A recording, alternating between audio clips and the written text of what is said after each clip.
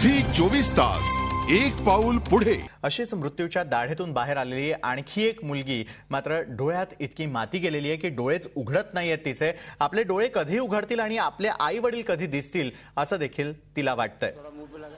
आपण जे दृश्य पाहतोय या इतक्या मोठ्या हानीनंतर निश्चितच कुणाकुणाला काय सहन करावं लागतंय ते आपण बघतोय।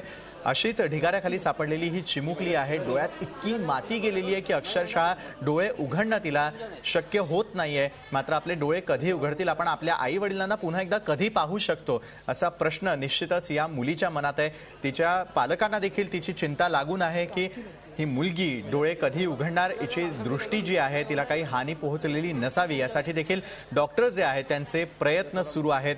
मात्र बिल्डरनं केलेल्या या चुकीचा फटका हा निष्पाप जीवांना कशा प्रकारे भोगावा लागतोय ते आपण यावेळेला पाहतोय। हॉस्पिटलमध्ये अनेक जखमींना पोहोचवण्यात आलेलं आहे। ठाणे शेळफाटा या ठिकाणी घडलेली ही संपूर्ण घटना आहे। आई वडिलांना कधी पाहता येणार असे या चिमुकलीच्या तोंडातून शब्द फुटतायत। आपकी लगती है